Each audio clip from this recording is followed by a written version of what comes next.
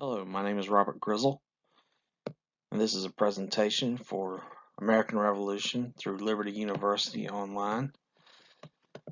This presentation will look at Cowpens National Battlefield near Gaffney, South Carolina.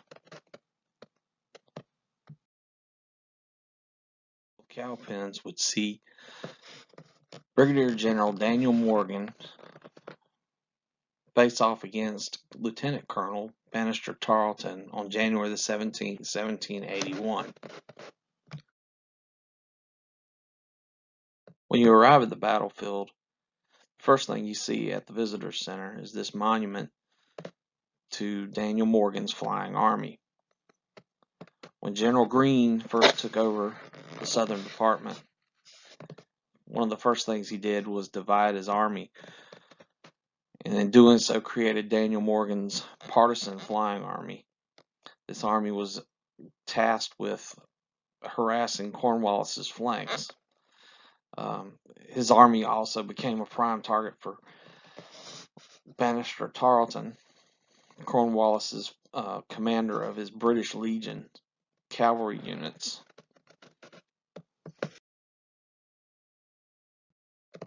As you reach the battlefield, you walk up a pathway that will take you through the swampy areas on the outskirts of the battlefield. The swampy areas were used by Morgan to funnel Tarleton's forces into the field, and the field is actually boundaried on both sides by creeks and swampy areas. As you can see here, there's plenty of wildlife in the area.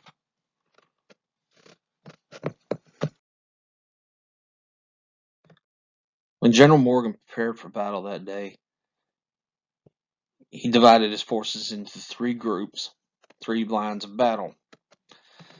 This photograph was taken where his second line of battle would have been across the main road. In the distance is the area where his first line of battle would have been facing Tarleton. The battlefield is a slightly rolling area between the two swamps. This allowed his men to have a certain degree of cover from the advancing British.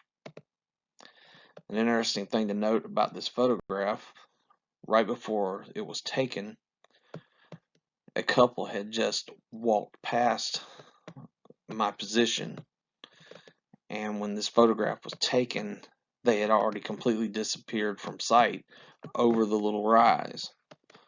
This would play a major advantage for General Morgan. Morgan used a strange tactic that day, which was very unconventional. He used his Virginia militia on his first line of battle and placed them at the vanguard of his opposition. He gave them orders to fire 2 volleys. Once those volleys were fired, they were allowed to retreat and fall back into the second line where this photograph was taken from. The second line was the position for Pickens' militia.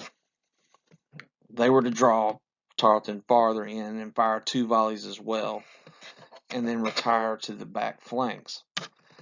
This photograph faces where his third line of forces would have been, which was a well-trained Continental Army.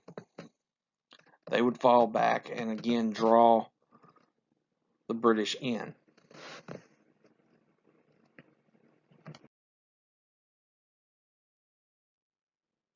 These first 2 lines of attack were essentially drawing Tarleton into a trap. Once they had drawn back and drawn him into the third line of attack, which was the Continental Army, they began to close in on the sides, and eventually they would trap his army in what's known as a double envelopment. This is one of the few times in history that an American general had actually achieved this. In a letter to General Greene, General Morgan states, "The enemy's whole force were now bent solely on providing for their safety in flight. Tarleton, with the small remains of his cavalry and a few scattering infantry he had mounted on his wagon horses made their escape. He was pursued 24 miles. One of the interesting things that you'll see there at the battlefield are monuments and plaques that describe the battle. This particular monument is a monument to Washington's cavalry. General Washington was actually stationed on the left flank and was responsible for helping close that envelopment.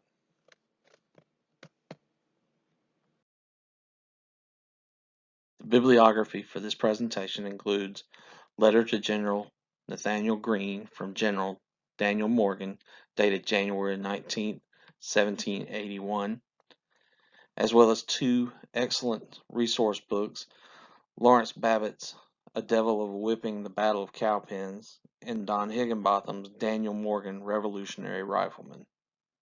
All of the photographs are from my personal collection from a trip taken to the battlefield a few years ago.